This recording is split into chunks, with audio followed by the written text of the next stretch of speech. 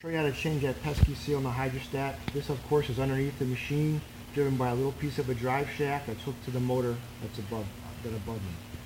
First thing we're going to do is take out the rubber couplers with 2 1/2-inch wrenches. And there'll be a rubber coupler here, pull out the little piece of drive shaft.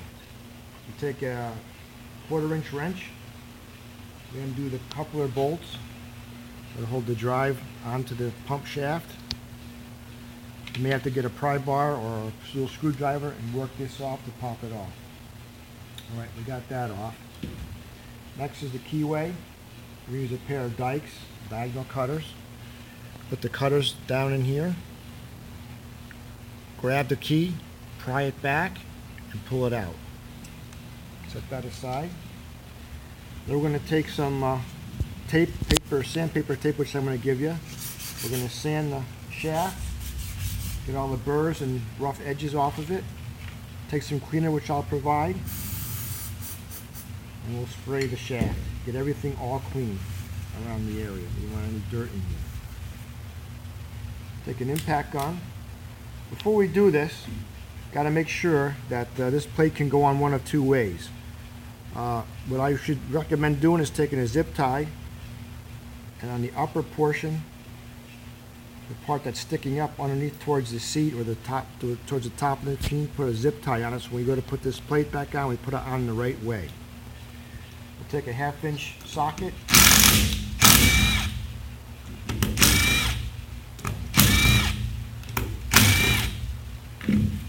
take off our pump plate,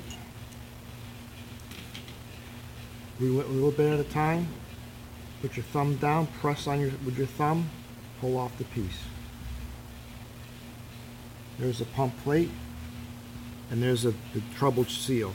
We're going to take the seal, this plate, put it in the vise. Take a screwdriver, put it in here. And we're going to pop the seal out.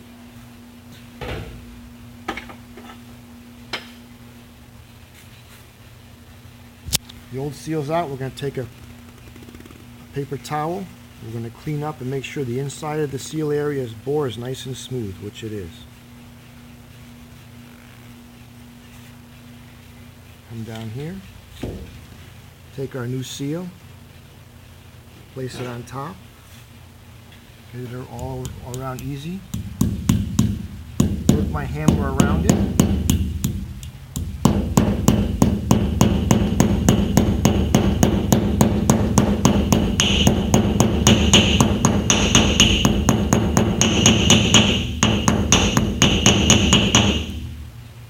Our seal is in. On the back side, we're going to flip it over. We're going to change an O-ring in the back here. We're going to take the grease gun. We're going to put a little bit of grease in the channel to hold our new O-ring, which is right here, in. Place our new O-ring right in that little groove.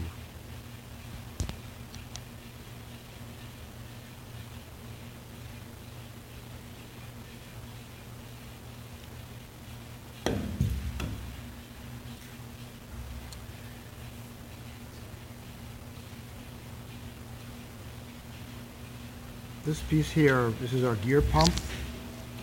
We're going to have to take and pop this gear pump out of here. This piece out. Pull this out. Set this inside of here with some grease.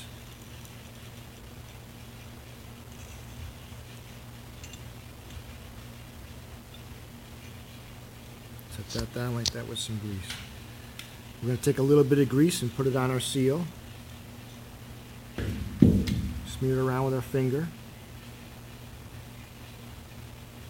A little bit of grease on the shaft. And we're going to go and reassemble it. Remember, we have our zip tie up. Put it on. Wiggle it very carefully over the keyways. Back down.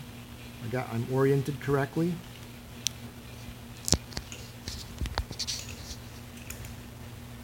put our screws back in.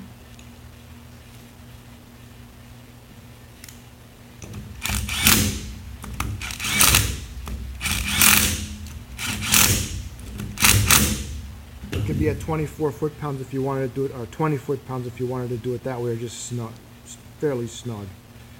Now since we've got that part done, we're going to take our keyway, put our keyway back in, tap it in flat.